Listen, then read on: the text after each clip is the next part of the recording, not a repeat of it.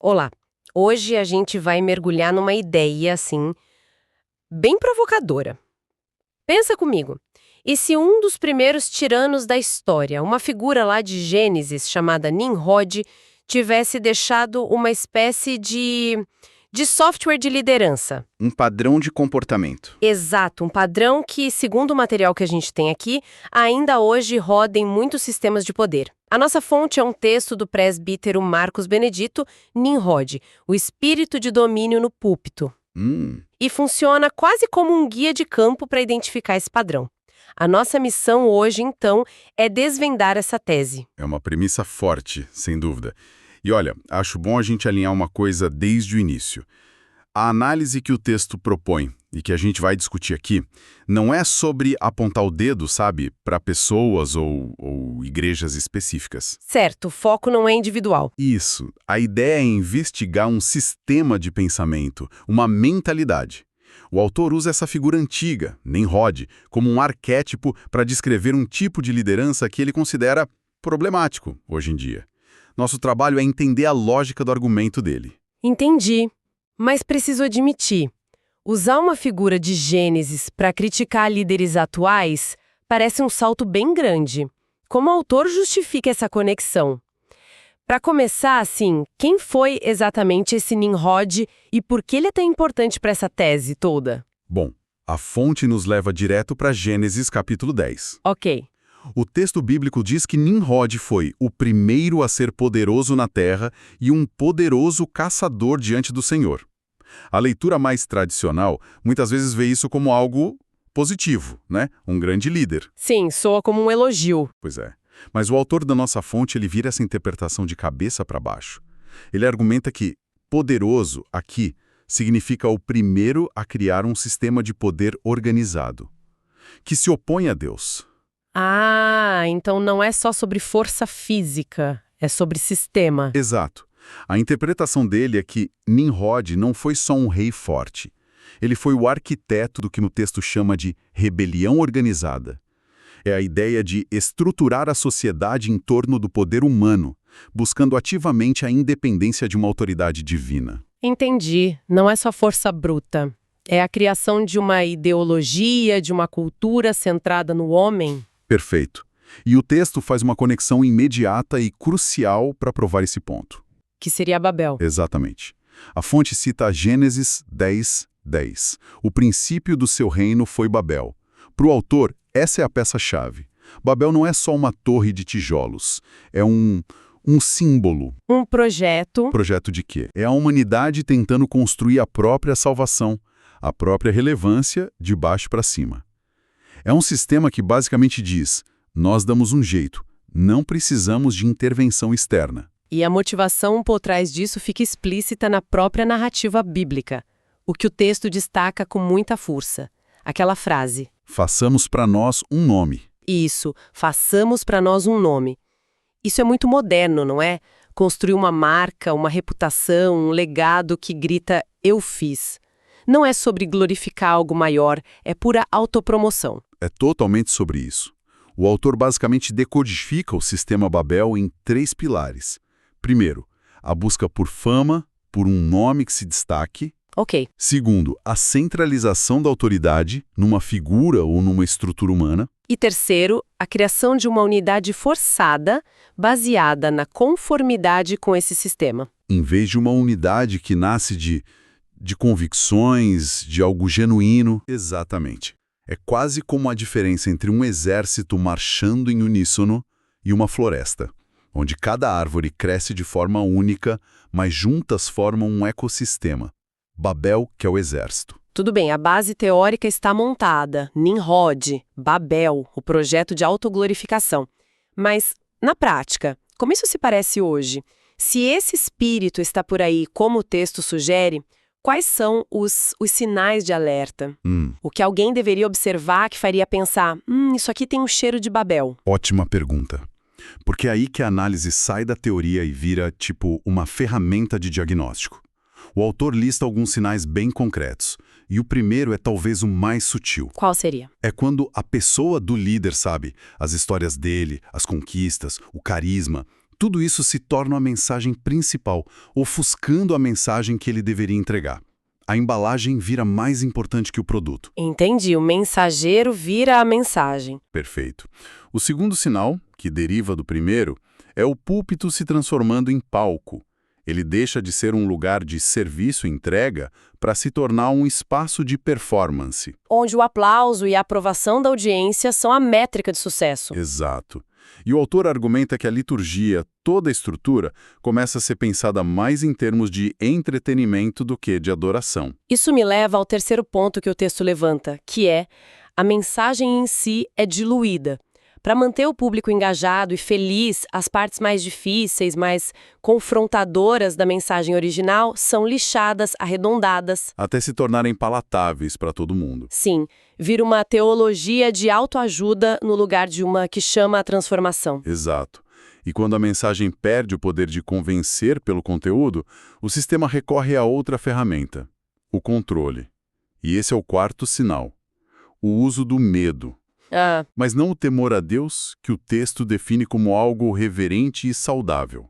É o medo da autoridade humana. Medo de ser excluído, de ser punido, de desagradar o líder.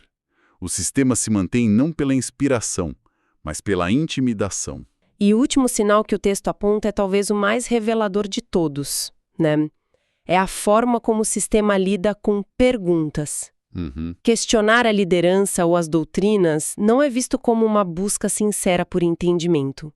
É enquadrado imediatamente como rebeldia, insubordinação, um ataque. A lealdade cega vira a maior das virtudes. O que é fascinante nessa lista é que ela descreve a criação de um ecossistema fechado.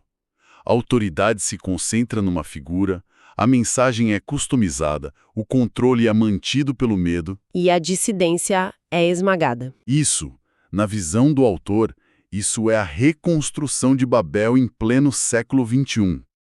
Para ele, o antídoto está claro, e ele cita 2 Coríntios 4:5 como contraponto perfeito, porque não pregamos a nós mesmos, mas a Cristo Jesus, o Senhor. É a declaração de que o holofote nunca deve estar no mensageiro. Ok, então o argumento é que esse padrão de Nimrod não foi um evento isolado, mas um tipo de vírus espiritual que continua se replicando. O autor busca outros exemplos na história bíblica para mostrar que esse comportamento ressurge de tempos em tempos? Sim, e ele usa 2 exemplos muito poderosos para ilustrar que a soberba se manifesta de formas diferentes, mas com a mesma raiz. O primeiro é o faraó do Egito na época do Êxodo. Certo. Ele é o arquétipo do espírito de autossuficiência. A pergunta dele, que o texto destaca, é o resumo de tudo. Quem é o Senhor, para que eu ouça a sua voz? É uma frase de uma audácia incrível. Ele não está apenas desobedecendo, ele está questionando a própria jurisdição da autoridade divina sobre ele. É como se ele dissesse: no meu reino, as minhas regras são as únicas que valem. Exatamente. Ele se vê como o poder supremo em seu domínio. O segundo exemplo que o autor traz é Nabucodonosor, o grande rei da Babilônia. Ele personifica o espírito da autoglorificação. Depois de construir uma das cidades mais magníficas do mundo antigo, ele sobe no terraço do palácio e diz: não é esta grande Babilônia que eu edifiquei para a casa real, com a força do meu poder e para a glória da minha majestade. O foco no eu, meu poder, minha majestade é gritante. E o fascinante no caso de Nabucodonosor é que ele não estava apenas sendo arrogante.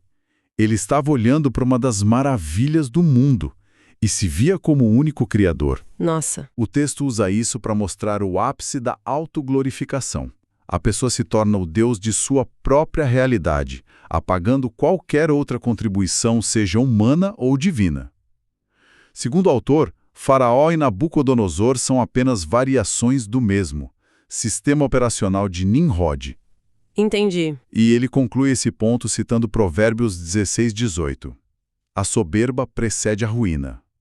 Na lógica bíblica que o texto expõe, esse caminho tem um destino inevitável. Certo, o diagnóstico do problema é bem duro.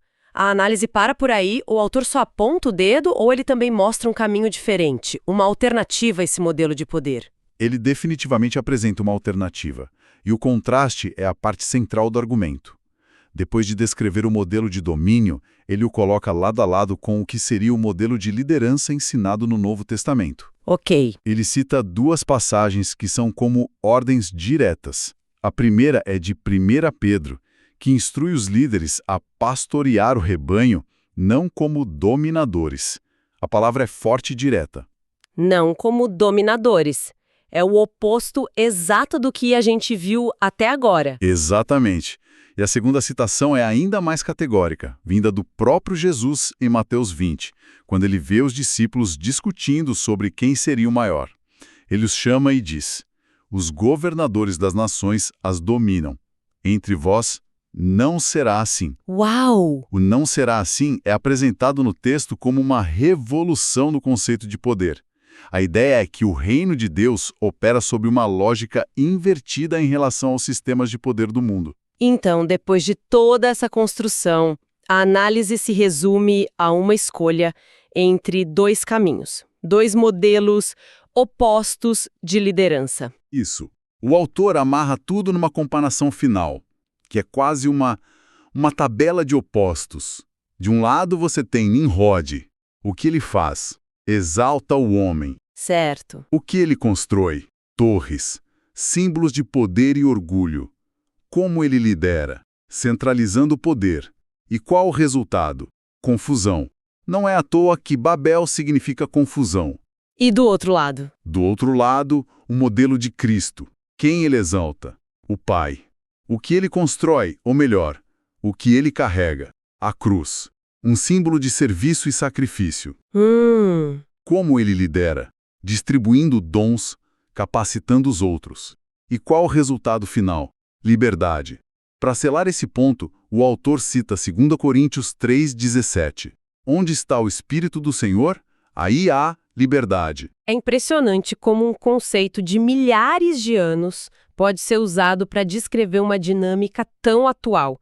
Aquela sensação de estar num lugar onde todos falam a mesma língua, usam o mesmo jargão, mas ninguém se entende de verdade. Pois é. O texto está basicamente dizendo que essa confusão é um sintoma de um sistema doente. Exatamente. O argumento central é que o estilo de liderança não é uma questão de preferência pessoal. É algo que determina a atmosfera espiritual de uma comunidade. Faz sentido. Um modelo gera controle, dependência humana e, no fim, confusão. O outro, segundo a análise, gera liberdade, responsabilidade pessoal e crescimento. É quase como a diferença entre um CEO que quer construir um império com seu nome na porta e um líder open source que distribui as ferramentas para que todos possam criar. Um acumula poder, o outro distribui. Análise realmente contundente. E o texto não termina com essa comparação. Ele fecha com algo que o autor chama de um chamado profético, que soa quase como um alarme de incêndio. Sim, a conclusão é muito forte. Ele usa uma passagem do último livro da Bíblia, Apocalipse, capítulo 18, que diz: sai dela, povo meu. Uau! No contexto do Apocalipse, esse é um chamado para o povo de Deus abandonar o sistema corrupto do mundo, simbolizado ali também como Babilônia. E ao trazer essa citação para o final da análise dele, o autor está basicamente aplicando esse comando aos sistemas religiosos que ele acabou de descrever como sendo babilônicos. É exatamente essa a implicação. Não é mais apenas uma análise teórica, sabe? Torna-se uma convocação à ação. O autor está dizendo que, se uma pessoa se reconhece dentro de um sistema baseado em manipulação, em idolatria a líderes, em controle, a instrução bíblica, na visão dele, é se afastar. É um chamado ao discernimento ativo. Isso. E se afastar para ir aonde? O texto é claro sobre isso. O chamado é para voltar à cruz e à palavra viva. Ou seja, é um convite para abandonar as estruturas de poder centradas no homem e retornar ao que o autor considera os fundamentos da fé. A conclusão, portanto, não é de condenação, mas de redirecionamento. É um convite para que cada um avalie o sistema de que faz parte e se pergunte honestamente: isso aqui se parece mais com a Torre de Nimrod ou com a cruz de Cristo? Uma linha de raciocínio que começa em Gênesis e termina no Apocalipse, defendendo que a luta entre esses dois modelos de poder é uma constante na história. Sim. O argumento final é que a tecnologia muda, A linguagem se sofistica, os palcos ficam mais iluminados, mas a essência do conflito entre a exaltação do eu e a submissão a um propósito maior permanece a mesma. É um texto que oferece uma lente, né? Sim, uma perspectiva bem específica para analisar dinâmicas de poder que muitos sentem, mas nem sempre conseguem nomear. O texto nos deixa com uma dicotomia muito clara entre dois modelos de liderança, não só religiosos, mas humanos. Um de controle e autoglorificação, o modelo Nimrod, e outro de serviço e libertação, o modelo Cristo. Exato. E talvez um pensamento final para reflexão seja este. A análise desse texto, no fundo, nos entrega uma ferramenta para avaliar qualquer tipo de liderança, seja no trabalho, na política ou até nas redes sociais. A pergunta fundamental que ele nos ensina a fazer é: essa pessoa ou essa estrutura está construindo uma torre para engrandecer o nome e centralizar poder, ou está construindo uma ponte para conectar e libertar as pessoas, distribuindo poder? Onde mais a gente vê essa tensão entre construir torres e construir pontes?